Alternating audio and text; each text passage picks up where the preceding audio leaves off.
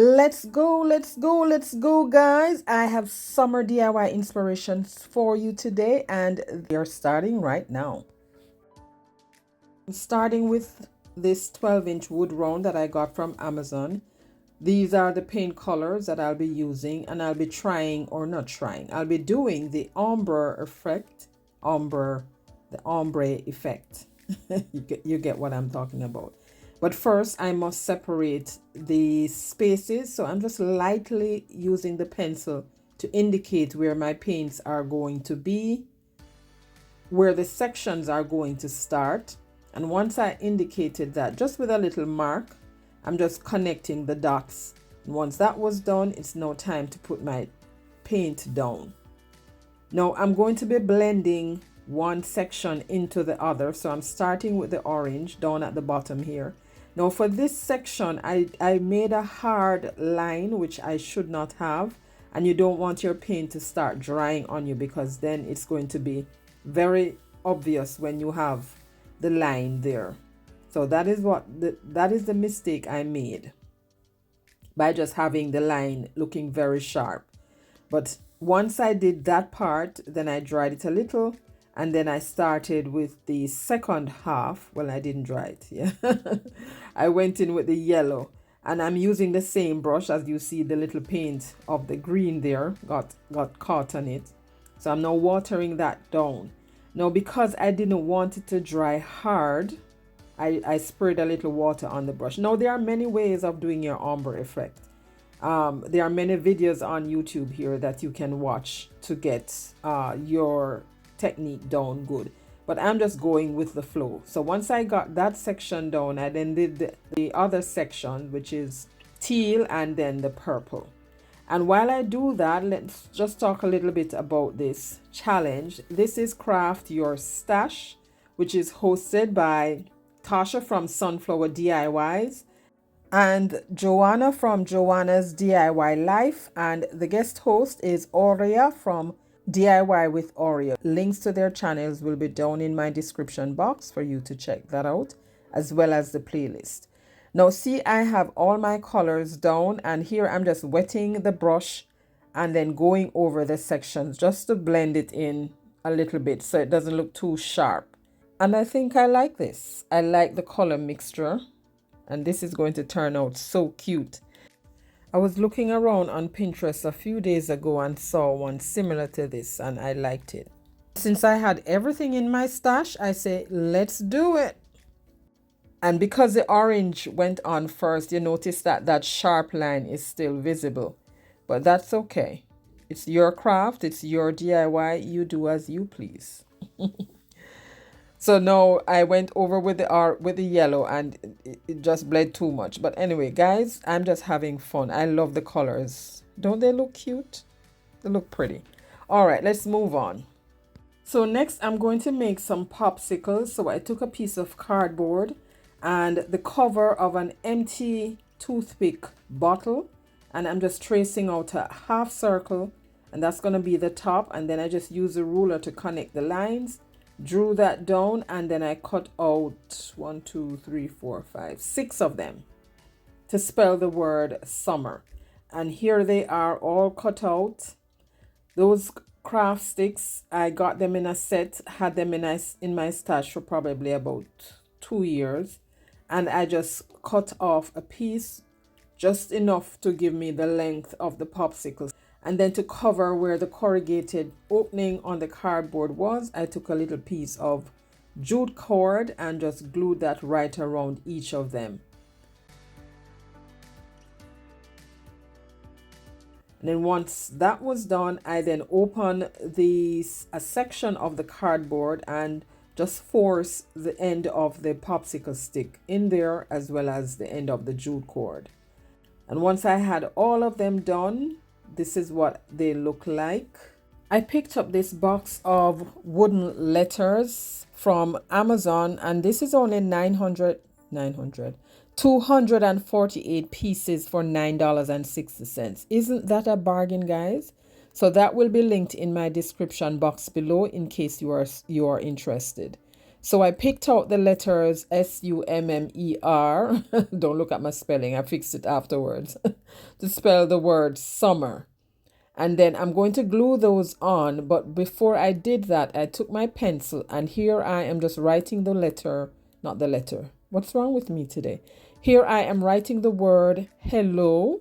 And then once I sketched that in with a pencil, I took my black paint pen and then I'm just going over that, just handwriting that. Now, if you don't, or if you can't handwrite this perfectly, it's no problem. You can, if you can trace that, you can also trace that out or find the font on the internet free, print that out and then trace it on. Or you can use your Cricut if you have a Cricut, or if you have letters or rub-on transfers, anything goes right here. Right, so I just wrote that on and then painted it in with the black paint pen.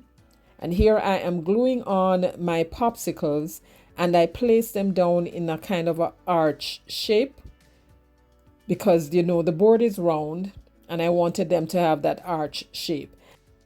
Just to give a balance, I placed the colors just arbitrarily, not having both the same shade together.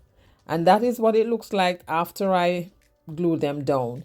I was going to glue on the word summer with the plain wood, but then I painted it with white and I didn't like how the white looked, and then I painted it over with the black. So now I'm taking this marker, chalk marker from the Dollar Tree, and I am just distressing the edge of the letters just to make them pop a little bit. This is optional, guys. You don't have to do this if you don't want to. But I thought that the black would just, you know, fall right down into the natural looking cardboard. So having the white around the edge will just make it pop a little. Are you guys enjoying your summer as yet? So next I take the letters and I place them down on top of the popsicle. Yes, making sure that they were in the right place. And then I'm using a little hot glue just to glue them on. And I did that until all were glued down. And this is now ready for the next step. Now this is where sometimes you need a second pair of eyes, because looking back at this from a distance, I see where my word hello, the O has the tail too far to the right, but that's okay. To pierce the holes for my hanger, I kind of eyeballed where the center was by using a little piece of the jute cord, and then eyeball again to give me the measurements as to where I needed to pierce the holes. I'm using my little tool again to just open those holes. Guys, I say it all the time, I love this tool. It's like my next best tool, crafting tool to work with. So once I open those holes, I am now stringing my jute cord. Off camera, I painted some wooden beads with the same colors, added the jute to the board for hanging, and then used a little hot glue to just tack that down in place. So if this is your first time to my channel, thank you so much for stopping by. If you are returning, I really appreciate your support. You guys are awesome. And if you are new here, consider subscribing. It really does help my channel to grow. And if you enjoy the content, go ahead and give it a like as well. At the time of recording this video, I was 3,983 subscribers. YouTube tells me that 83% of my viewers watch my content and they don't subscribe. So if you are here and you enjoy the content, just go ahead and subscribe. That really does help my channel to grow. I didn't want to put any greenery on here because it would have looked too crowded. So I just added 2 little burlap bows right at the base where the jute cord starts. So now this is done. You'll see more of that in the final reveal. So this one, I had this napkin in my stash, and I'll be using the largest heart from this pack of 3 from the Dollar Tree. Now I'm going to cut my napkin out. Well, not cut really. I just use the water technique to separate this panel here Now you can take a scissors to cut this out, or you can use the water technique like you see me doing. And all that is just using a small paintbrush with some water going around the edge of the napkin, not too close, just close enough where you can separate the excess. And once you have that done, you can either go in further, or you can just use the tip of the paintbrush or your finger to just separate that. Next, I took coconut milk in folk art, and this is flat. Gave it 2 good coats, and now I am just putting streaks of a little of the orange across my board. That is because I didn't want it to look too plain, too white, because of course I'm going to be putting down the napkin, so I wanted to blend in a little color from the surface into the napkin. So I just use the brush, stroke it across, and then use another brush to just tone that down with a little white paint on the tip. Then I separated the napkin, removed the back layer, and placed it down, and it says summer. And then I'm using a little Mod Podge multi as my base. Just rub that in a little bit. Just spread it until it became very tacky, and then put the napkin on. Use my finger to just make sure that there was no air bubbles underneath, and then just went over the surface with the brush. And now that I'm looking at it again, it looks a little off, meaning it could have gone a little bit more to the left, but that is okay.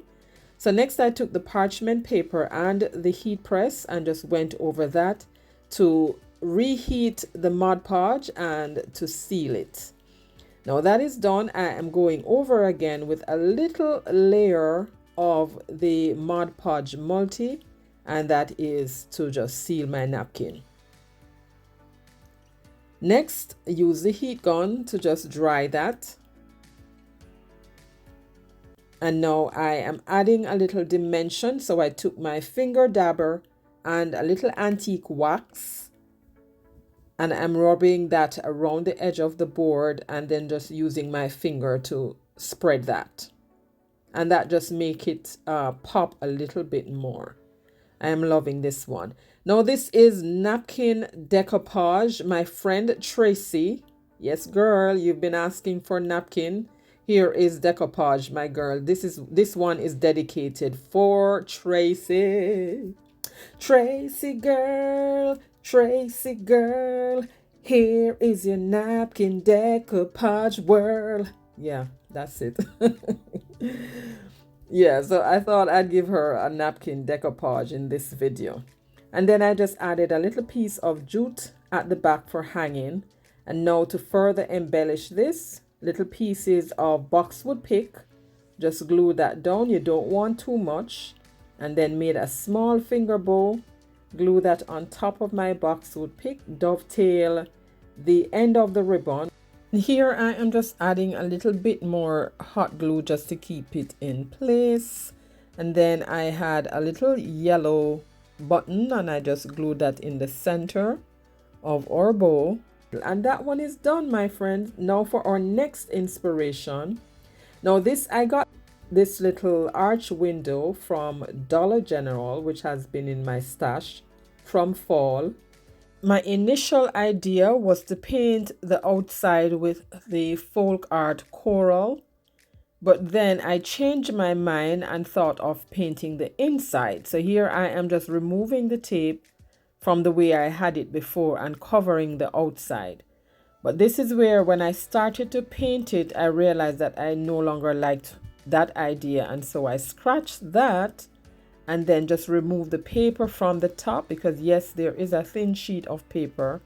I removed that and then decided to decoupage. I don't think I had my camera on when I was decoupaging this piece on, so now it's already on there. So I'm just using the nail file or the emery board to remove the excess. And this is what it looks like. Now this napkin came from another one, I believe. I don't think I used this one in this video. So I just cut out that little pineapple and I'm going to decoupage that on top of napkin. So it's napkin on top of napkin. And it didn't bubble, which was good. So I use a little Mod Podge to put that on top of the napkin, and then just the heat gun to dry that, because you don't want it sitting too long, because then it's gonna start to bubble. I want to remind you that this video is a part of the Craft Your Stash Challenge, which is hosted by Tasha and Joanna. So make sure to check out their channels when you get done watching this video. So then I took my finger dabber and a little of the antique wax, and I'm just going around the edge of this little piece just to make it pop a little bit. Now you can do a heavier distressing if you want to. I just wanted a little bit, so a little bit works sometimes. I don't necessarily like a lot of heavy distressing, just a little bit to make it pop. And that's what I'm doing for this one. And then I just made a little finger bow, glued that on the middle right there, and oh no, I wasn't done yet. Then I took my black paint pen and just wrote the words "Sweet Summer," and that's just a little bit of sweetness on top of the already sweetness, and that one will seal the deal. Now this one is different, but of course I'm crafting my stash. These are some cushion covers. Had these for a few months. It came 4 in the set. And I will also be using some iron-on heat transfers. But before I did anything else, I took my mini heat press and I'm just pressing out the folds on the cushion covers. But here are my my heat transfers. I purchased these from Amazon around about the time when I got the heat press. And over to my right is my HTV Rond heat press that I got to review 2 years ago. I will link that video at the top here. You can check that out. And I could not find my Teflon sheet, so I am using parchment paper. And I turned on my heat press. I should have done that before while I was straightening out the cushion covers. But anyway, you turn that on and it heats up to 275 and will run for 20 seconds. Make sure to keep it on the surface that you want to be transferred. And then once that is transferred, you set your heater back down and you don't lift it just yet. You have to set that aside to cool. And I did that one, set it aside, and now I'm doing the other one. And this is saying, be kind. And I will do the same one. This one, just the same process. Heat your heat press to 275. That will run for 20 seconds. Keep it on your surface until the time runs out. The time runs out, and then you will just set that aside to cool. And then once that is cooled, then now you can lift your carrier sheet. And ooh, this is beautiful. I love this process. I did 4 cushion covers, but I love these. Let me know what you think. And these are good to go. You will see how these look when I put them on the cushion in the final reveal. I just love these. Now here is our Proverbs for today. Proverbs 30 verse 5 to 6. Every word of God is flawless. He is a shield to those who take refuge in him.